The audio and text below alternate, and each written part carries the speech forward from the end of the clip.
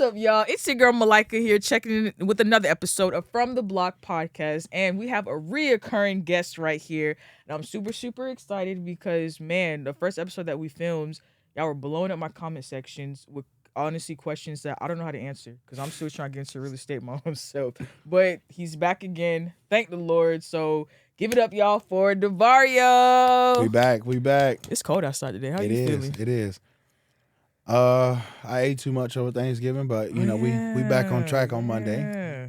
Period. Good to see you. Good to see you too. Okay, so question number one. Alrighty. Going right into it, huh? So, okay.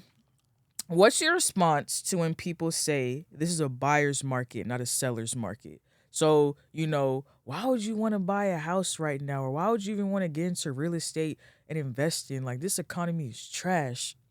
I would agree. It is a buyer's market. Okay. Buyer's market mean that buyers have a lot of leverage.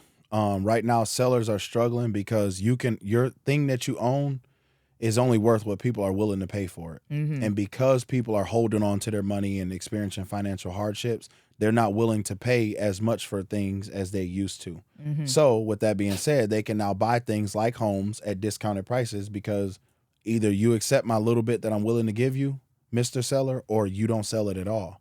And the person selling it is probably going to bend because they're selling it for a reason. They need to get rid of it. So it definitely is a buyer's market. A lot of leverage out here right now.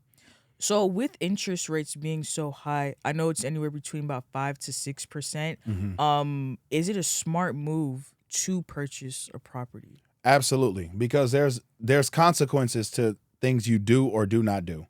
So if the interest rates are even at a 7, if you buy today and they go up, you dodge the bullet. If you buy today and they stay the same, no harm, no foul. If you buy today and they go down, you win. You became a millionaire overnight because your property is going to probably double in value when the rates go down. Now, the flip side of that coin is sit on the sideline.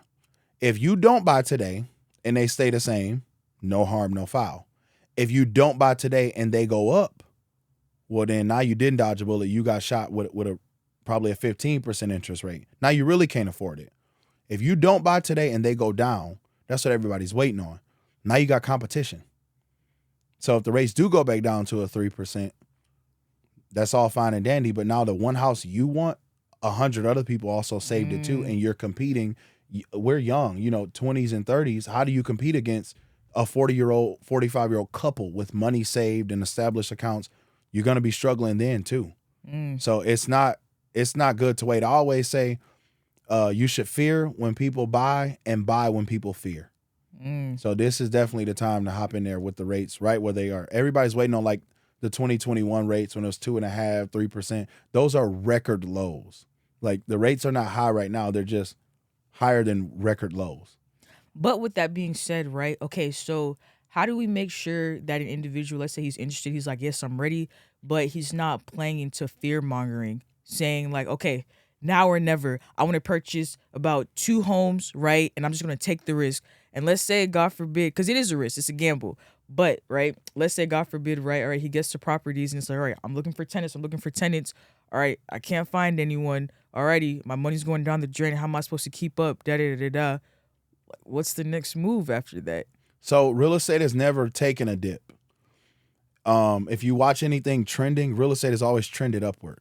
There's never really been a situation in our country, even when you speak about a crash, real estate only trends upward. So with it being a buyer's market, you're getting homes at a better deal right now. And then that person finding a tenant, if you will, you got to think it's only 2 sides to a coin. Either you own a home or you rent a home. If people ain't buying and he decides to buy, then that means they're renting. He won't have trouble finding a tenant. You can find tenants through insurance, through Section 8, through government contracts, through traveling nurses, through VA programs. There's always going to be somebody looking for a place to stay. So finding a tenant will be the least of his worries. What do you think is the most appropriate amount for someone to save up to purchase their first investment property or home?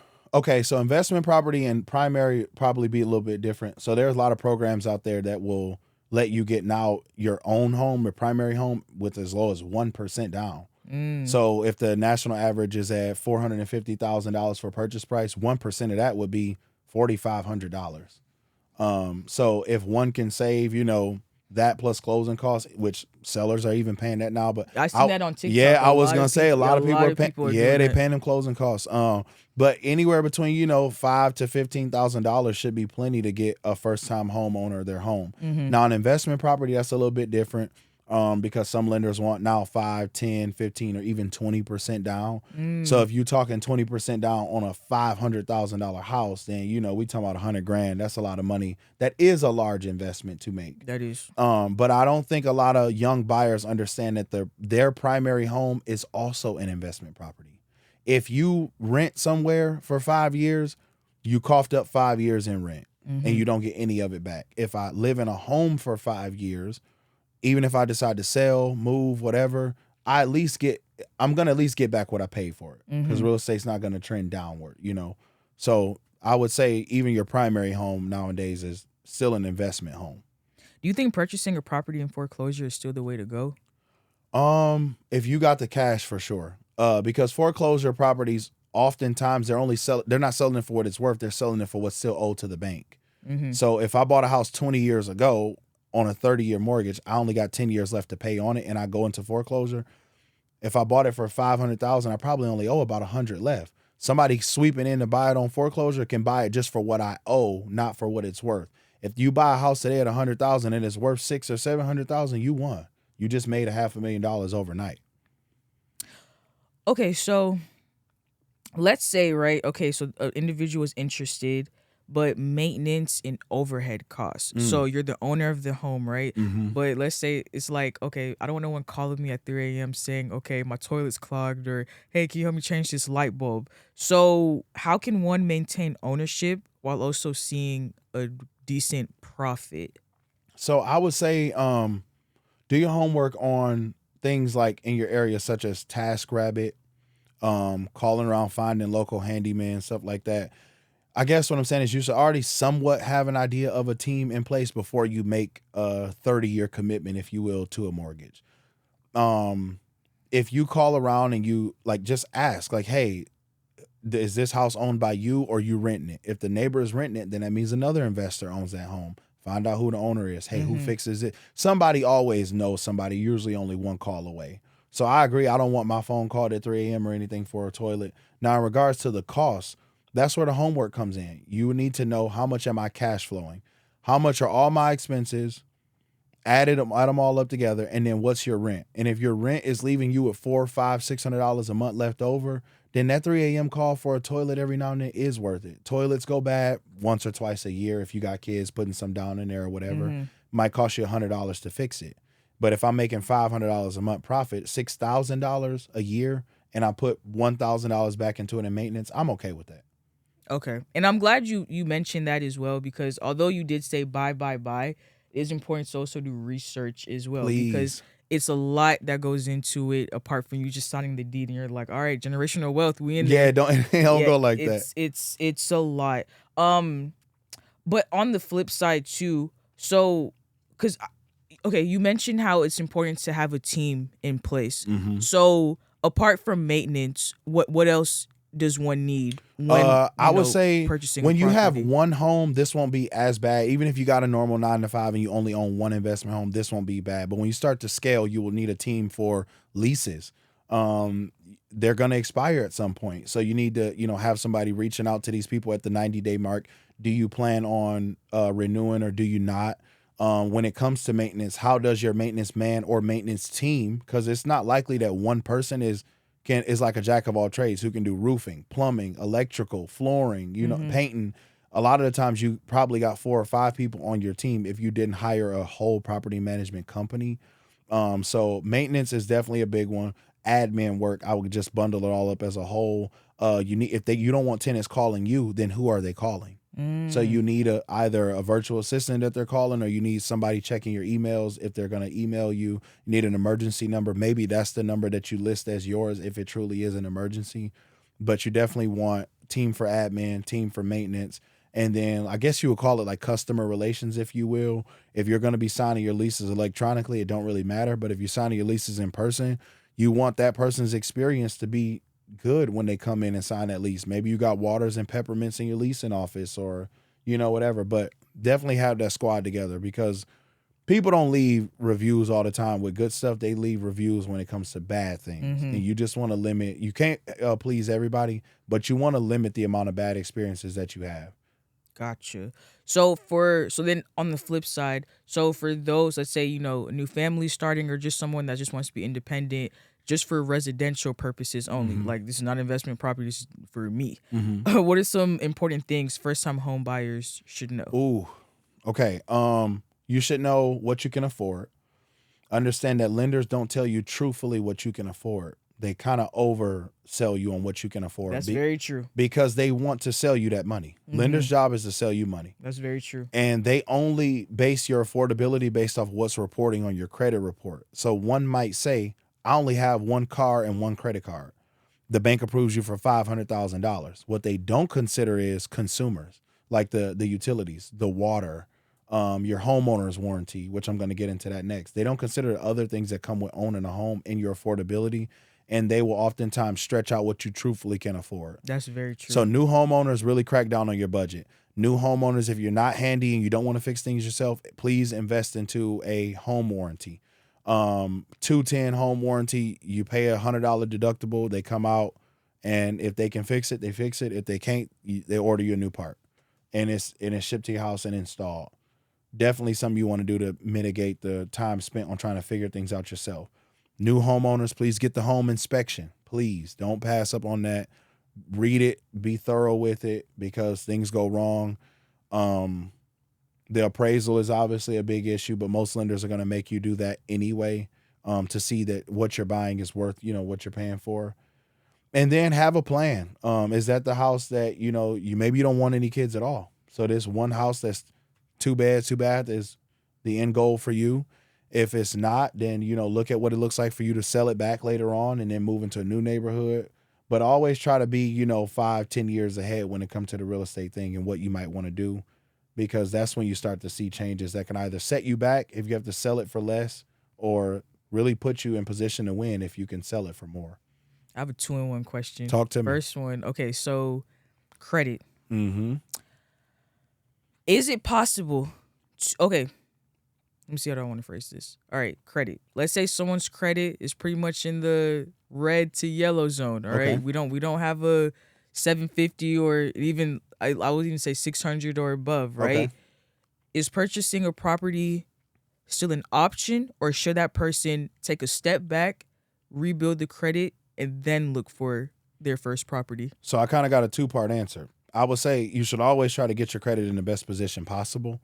However, they are pressing now for laws to be passed where there is no minimum credit score, so they can stimulate the economy. People aren't buying, and now they want to allow for people to be able to purchase homes even with subprime credit. So yes, you still got that option. A lot of banks, they don't even look at your credit score at all. It's simply based off of Income. how much money you got to put down. So they might say this person only got a 500 credit score, but they got 20% down, run it. Because they feel like you got skin in the game, and if you default, well then fine, they're cool. So going back to a previous answer that you just said like 10 minutes ago, do you think it's worth it? So because I know you said it's important to build your team when you want to start the investing process. However, do you think it's worth it? Because I know they say you have to spend money to make money. Okay, do you think it's worth it to actually just invest in a property management company? So let's say you team up with someone, a company, they take maybe 15% of your profit and then they handle everything. Or to keep the money circulating, do you think it's better to just be a bit more hands-on and build your own team? I would say numbers matter. If you got the money to afford it, a property management team, do it. I would also say when it comes to 1 and 2 and 3, like something so low, single digit properties, a lot of it you can do yourself. Real estate is passive income when it gets passive. Early on, it ain't. You got to learn the game. You also, like, it's difficult for you to teach it to someone if you don't know it yourself. So I would say get your hands dirty a little bit, as much as you can in the beginning.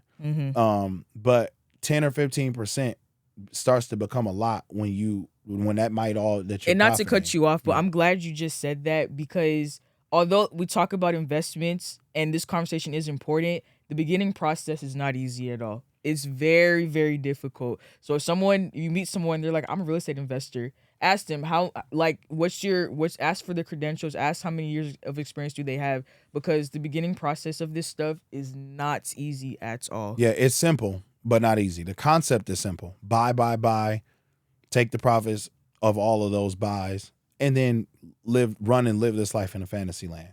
But to get to 100 doors, 200 doors, all of these guys, including myself, went through a lot of bumps, scrapes, and bruises, a lot of learning curves. People are going to say they know what to do. But if you haven't looked at all, even a little bit into electrical to know yourself that this guy truthfully knows what he's doing, then you won't know. So that's why I encourage new people to jump in there and at least learn, sit in that classroom, get their hands wet.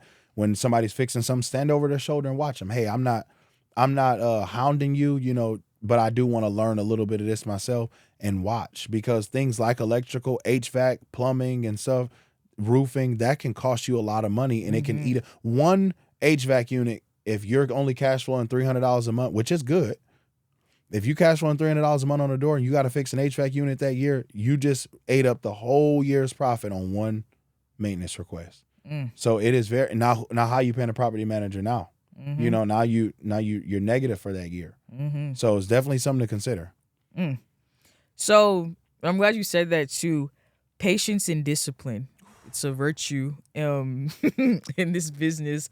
How does one acquire that? Because there will be some days, probably even some months, or maybe even some years. I would say typically when you ask for things, God will give them to you in some funny ways. If you ask for patience, he don't just give it to you. He puts you in situations that require it. But then when it comes to maintaining patience or even getting it, I would say you don't just have to get your feet wet. A lot of how I screen tenants now came from bad experiences. When I first started, I went for the first tenant. Oh, you got a voucher or you got money? Cool. I didn't do my background checks, skipped my homework on some of them, and then it ended up biting you in the butt. You got to talk to the landlord, see who they rented to, call the job yourself and do the verification, whatever. It'll save you troubles on the back end. Like, I can assure you that. Is it passive, if you will, on that part of it? No. Every month I'm getting a check for these rental properties. That's passive as it gets. When there's a maintenance request, I don't fix it. That's passive as it gets. But when it comes to tenants, I speak well myself. I can kind of get good vibes or bad vibes. That's the portion where I don't mind it not being passive, because I want to save myself trouble on the back end. And how many jobs out here today are 100% passive right now anyway? Not that many. So it's not like I'm saying bend over, break your back, and get sweaty and work a 9 to 5, swinging an axe all day. It's simply a phone call that could save you thousands of dollars if that person ends up not paying, and then you got to evict them. If they tear up every place that they, have gotten before. So doing that homework before it can save you a lot of money. So when finding properties, all right, what option do you think is the best way to go? To find them? Yeah. So, the typical, like, connect with the real estate agent, with their lender, or, like on the Breakfast Club when DJ Envy was with that scammer, and it's like, hey, you can ride around the block, and whatever abandoned home you see, go research that one. I would say it's a little bit of both. Riding around the block is if you're doing that already organically in your everyday life, cool. I wouldn't advise doing that, since we have phones and computers and whatever. Most abandoned homes, they're still out on the internet of some sort. But if you ride past one, fine, no big deal. I've done that before. I still will do it every now and then, just drive a neighborhood. But Facebook Marketplace, Craigslist, and Zillow, and tap the for sale by owner tab, you will find a lot of steals on there. If somebody's selling it by owner, that's usually a hint to me that they're in a money bind, because realtors take 3% on the sale. Another realtor's going to get 3% for helping you purchase it. They typically got to pay closing costs. And so for them selling it by owner, they're already trying to avoid some fees. You've already sort of told me that you are trying to save some money. You're in a bargaining mood. That's my jam right there. So on that note, right, what is a good elevator pitch to help convince someone, right? They're in that exact same situation. They're like, I got it, but I need to work on, because again, you don't want to waste people's time. I feel like in the first, like, maybe 20 to 40 seconds, people can tell whether they want to continue to talk to you or not. So it's like, what's a good elevator pitch for someone in that same predicament that's like, okay, I have this person, now I need to just like reel them in. Your elevator pitch should be focused on finding a problem and solving it quickly within them first 30 or 40 seconds. One thing to remember for anybody purchasing homes is to WIFM. WIFM is an acronym. It stands for what's in it for me. If somebody's selling you a property, they're really actually selling you a problem. Don't actually mean that there's something wrong with the home, but they're selling you a problem. Maybe they're getting divorced. That's their problem, and they're trying to sell it. They want to split that house. Maybe they need to move. They're empty nesters now, and they want to now downsize. Whatever the issue is, they're selling you a problem. In your elevator pitch, find out what that problem is and let them know that you are their number one option to solve it. Hey, how you doing, Mr. Johnson? I came across 123 ABC Lane, and I see here now that it's been on the market for a little bit. I just wanted to know, what's been your difficulties, selling it, because me, myself, personally, I'm really interested in it. I can close fast. It's something that, I do all the time. And I just wanted to see what issues or hurdles you've been running into trying to sell it, because for me, it looks like a pretty easy deal to close. Let them talk. Listen. Find out what that problem is that they tell. People like to talk about themselves. Let them talk and tell you what the problem is, and you come up with the quickest straight line from A to Z to solve that problem, and you got yourself a deal. I like that. That's real. So, purchasing, okay, do you think it's worth it, or do you think that's too much of a hassle for, I would say, a beginner? Let's say they purchase a home, right?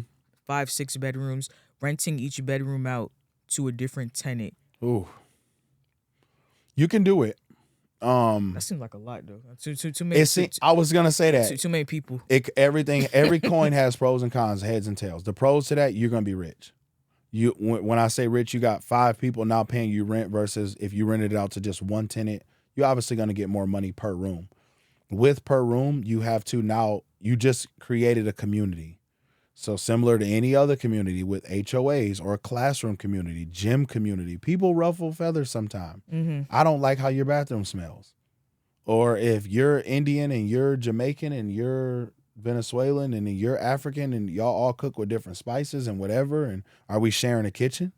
When it comes to community, you really have to like vet the tenants even harder. And even then, people going to wake up on the wrong side of the bed one day, and it just going to be is what it is. So you will get more money, and with that more money, you will get more problems just because you're managing more people. That just is what it is. I'm not saying don't do it.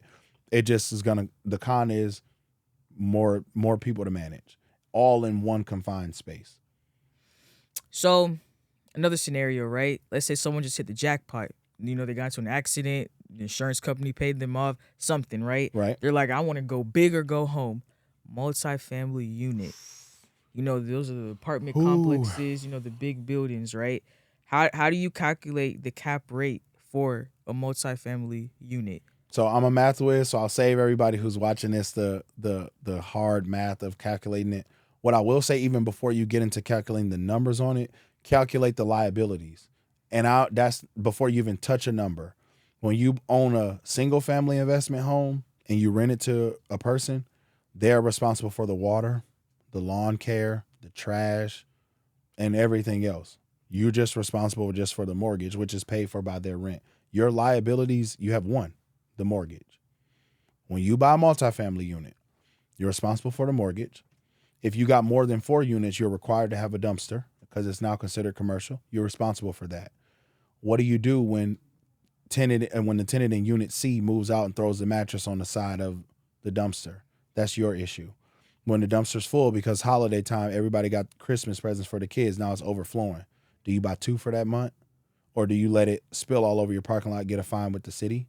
If one of the tenants has roaches, that now spreads to the other ones, like their cleanliness does. You can't put me with children in the unit above Johnny, who works 3rd shift, who has no kids. Now my kids are beating on the floor and whatever. Water is a really big one in a multi-unit, because in a single family home, they have a leaking running toilet or something.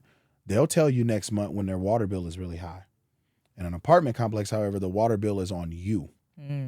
You'll find out that your water that has been running somewhere when you get a water bill that's triple what yours usually is.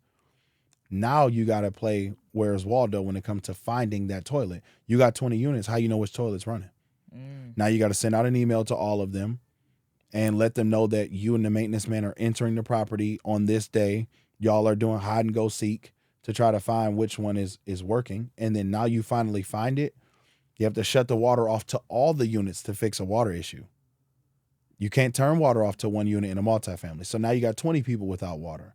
Somebody just came from home from the gym. They want a shower. Now they're upset about that. You see what I'm saying? Like, it's a lot more to handle. Once again, bigger risk, bigger reward. Also just comes with more responsibilities. If you got a leak up top in somebody's tub, that's leaking down now into my apartment, on my shoes, on my PlayStation. That's an insurance claim.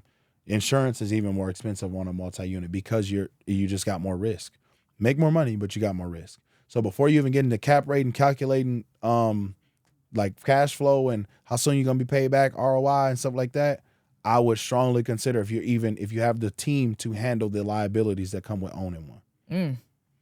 Okay, so then let's say on the flip side, right? Again, go big or go home. Someone's like, all right, I want to build from scratch. I want to build a home from scratch. I want to start this process from scratch. How long does that process typically take? And then what are the stipulations that come with that? That process can take, first of all, you got to find the land. That's kind of just on you as the buyer. Do I want it in a certain area? Do I want neighbors a certain distance away? So that part is on you. And then getting a house built also is going to be depending on what did you pick. If you wanted a brand new home built, but you only wanted it 3,000 square feet, that probably won't take you that long to build. But you hit the jackpot, like you mentioned, and you build in a 12,000 square foot home, you looking at probably 7 or 8 months to get that thing built, assuming things don't go wrong. Where you're located in the country and time of year, nobody's doing a lot of crazy stuff when it's snowing or, freezing cold. So a lot of this stuff might get pushed back. So that's something to consider there. So my final question, Devario, um, do you think investing is worth it for everyone? I think it's worth it. I do feel like everyone's not going to do it because, unfortunately, somebody got to be the boss. Somebody got to be the worker. In order to have a winner, you got to have a loser. In order to have a game plan, that means somebody's got to be on the sideline. There's always going to be people that sit on the sideline. But I will say that making that investment in real estate, even in your own home, is the safest investment, in my opinion, that you can make because you always need a place to stay, no matter what. Real estate never really trends downward. And even if you ain't talking about like generations on generations of wealth, most 18-year-old children, when they turn 18, are not given a place to stay and a car to drive to work. If you get your house on a 15-year mortgage, 20-year mortgage, even if it is 30-year, and you can hand your 22-year-old who just graduated from college a paid off home, that's a start. That's a 30-year head start on that child's peers. So I would say get the home and have something that's yours that you can keep in the family, at least one of them. That's a very safe investment to make. Well, okay, my bad. My other last question. Go ahead. So even for, let's say, because this economy is we're just It's rough. It's a lot going on.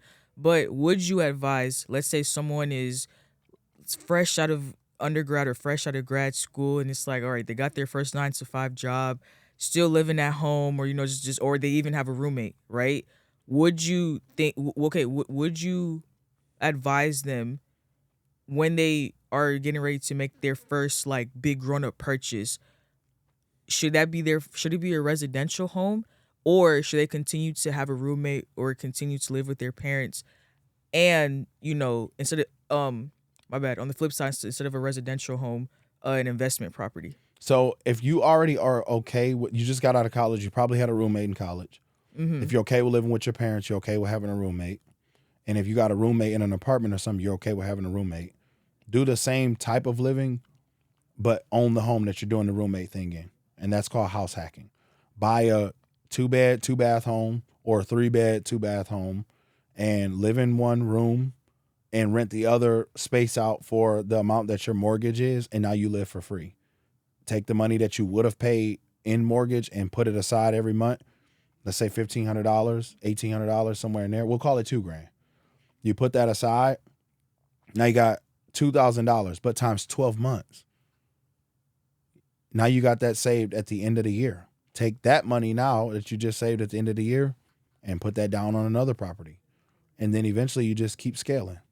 Before you know it, you'll be ready to live in your dream home with your husband or wife or whatever, right? And now you got these homes that are essentially paying for themselves. When you leave out of your room that you were rooming with that person with, rent it out to another person. Got you. I would Gotcha. definitely take that chance. As a young person, I would take that chance before you start getting things on your credit like student loans, car notes, because that affects your DTI, debt to income, Mm-hmm. which severely affects your purchasing power. Mm-hmm. Mm-hmm.